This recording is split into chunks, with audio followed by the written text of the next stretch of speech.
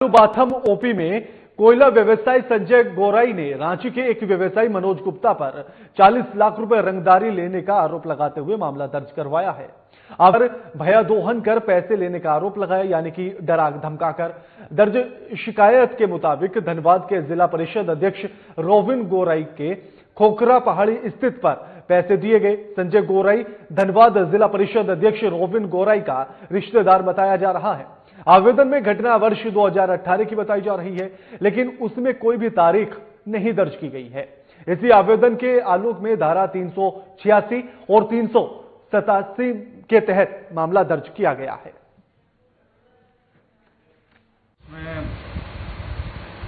हम लोग उसका प्राथमिकी दर्ज किया गया है कालू थाने में।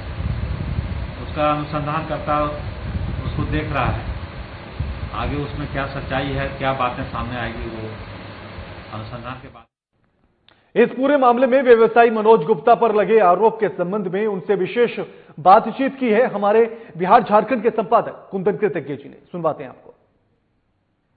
का कोयलांचल का इलाका जो व्यवसायिक और पारिवारिक रंजिशों की वजह से जाना जाता रहा है, अब वहां धनबाद में एक नई व्यवसायिक रंजिश निकलकर सामने आ रही है और पिछले कुछ दिनों से मीडिया की सुर्खियों में धनबाद का व्यापारिक रंजिश स्पष्ट रूप से देखने को मिल रहा है। और तमाम आरोपों के घेरे में एक व्यापारी हैं, झारखंड के जाने माने व्यापारी हैं, मनोज गुप्ता नाम है उनका।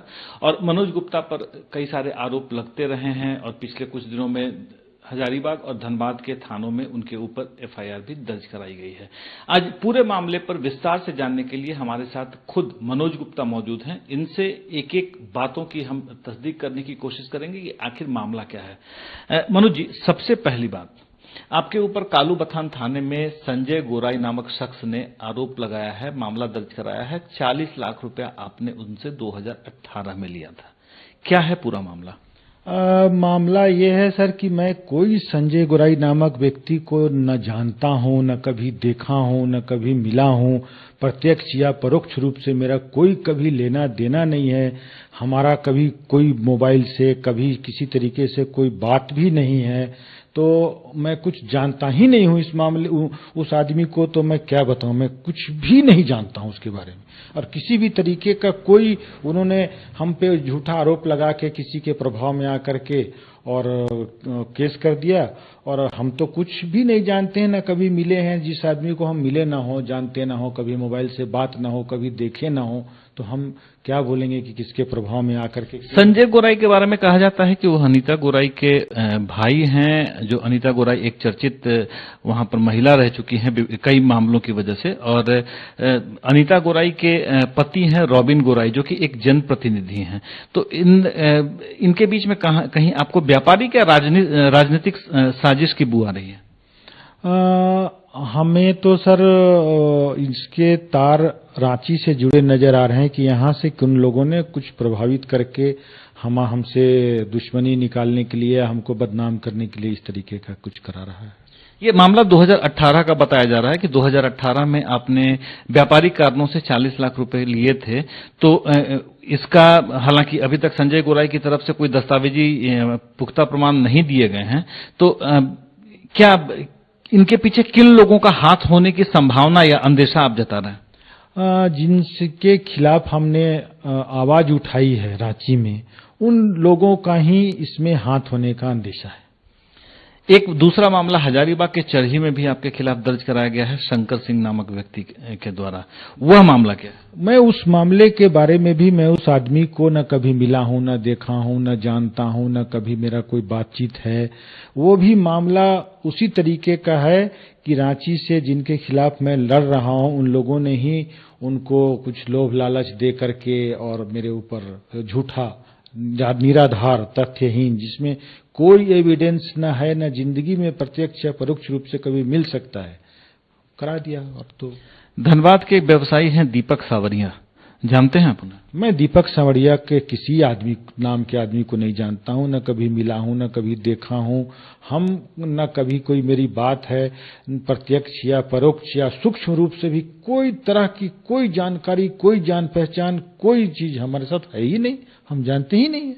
लेकिन दीपक सांवरिया चीख चीख कर चिल्ला चिल्ला कर कह रहे हैं कि एक अधिकारी के कहने पर आप लोगों ने मिलकर उनका शोषण किया। आखिर दीपक सांवरिया कहीं ऐसा तो नहीं कि व्यापारिक वर्ग में जो रंजिशें चलती रही हैं उसके प्रभाव में आकर ऐसा बयान दे रहे हो?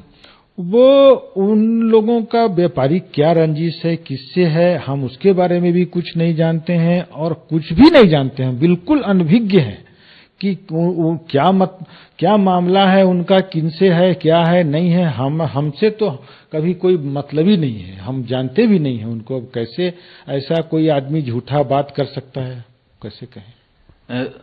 आपका कहने का तात्पर्य है कि तमाम आरोप निराधार हैं, झूठ से प्रेरित हैं और कहीं न कहीं किसी लालच एकदम निराधार हैं, झूठ हैं और ये सत्य की जीत होगी और उसमें सारे के सारे तथ्य सामने आएंगे और हमने सब जगह गुहार लगाई है और उसमें जो भी तथ्य निकल के आएंगे बिल्कुल निराधार आएंगे, उसमें कहीं कोई तथ्य नहीं है, एकदम मेरा ये दावा है।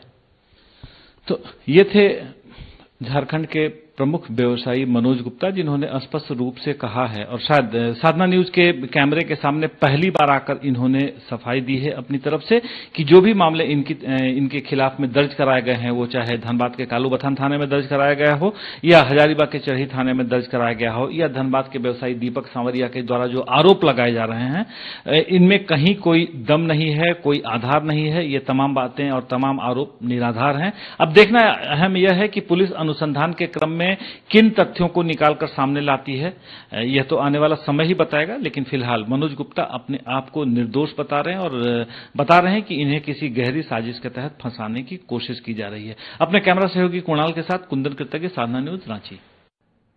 बिहार